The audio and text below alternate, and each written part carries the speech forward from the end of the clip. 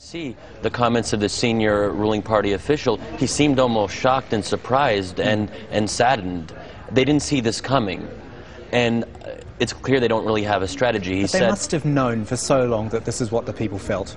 Maybe they didn't know the level of anger, but they must have known that the people felt like this. Yeah, but there's always been a disconnect between the level of frustration that Egyptians have and their ability to translate that into street action. Because Egyptians have been angry for a long time now. It didn't just start a week ago, but they've never been able to bring this many people out into the streets and sustain it over a period of time. That part of it is new, and it's a very interesting question of what changed to make that possible this time around. And I think we go back to the regional dimension where Tunisia really played an important role. Sorry, just looking at these pictures, Shadi, it's chaos. Even when you're not seeing, there's the riot police there coming into the top of frame there, but it is absolute chaos there.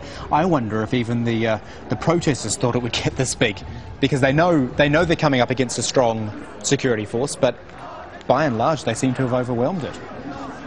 Yeah, it really is incredible. And so you're a bit lost for words. And fair enough too, because I think we're all quite amazed at what we are seeing here. We're sitting thousands of kilometres away, as I said, but the pictures do tell the story, don't they? Some of the latest pictures came in from Cairo.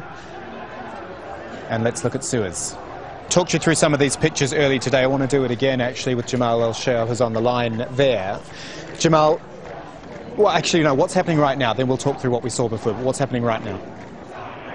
Jamal, the situation is probably chaotic, is the best way to put it. Protesters have literally taken over the center of the town, or the city, a place called Al Arba'in. They've surrounded the police station there.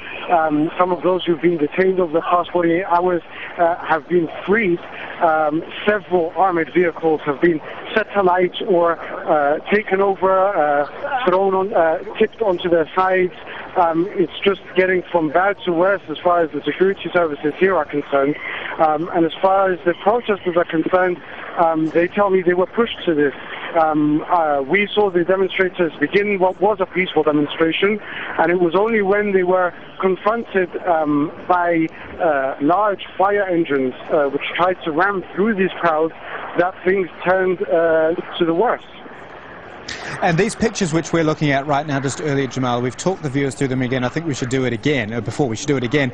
That line of police that was there, I think you said in one of your earlier reports that 4,000 extra troops were brought in, was that right? Yes, 4,000 extra troops were brought in Friday morning. That's to add to the several thousand that were already present in Suez. But that seems to have done little, because exactly the point. Sorry, Jamal. Exactly the point I wanted to make, because the pictures, you're not seeing them just now, but the pictures, the police are actually surrounded by the protesters. It's extraordinary. Well, I guess the best way to put it is that, well, if the police have recruits, then so do the protesters, because I've been following the demonstrations here over the past 48 hours, and they haven't even been a fraction of the size that we've seen today on Friday. So the call that has been made for Friday to be a day of rage has definitely been heeded by the locals here. Further to that, the fact that all communication has been cut off seems to have done little to deter these people from meeting. If anything, probably people gathered because they couldn't call each other on the phone or couldn't contact each other via the internet, and decided to all gather in one place. I was saying to Shadi Hamid in the studio before, Jamal, that I wonder if the protesters are even surprised themselves that this has gotten so big. What feeling do you get? Definitely, there is an element of surprise, but we have to bear in mind, at least according to the people I've spoken to, this isn't an overnight turn. They say this is 30 years of pent-up frustration and anger against the regime that they say has driven them to poverty, has increased the rate of unemployment, is unprecedented, and above all has oppressed them politically according to their words. So it definitely has.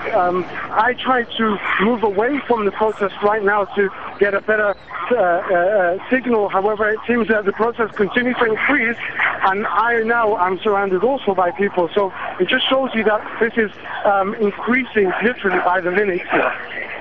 That's Jamal El-Sheikh on the line from Suez. Thank you, Jamal. Looking at live.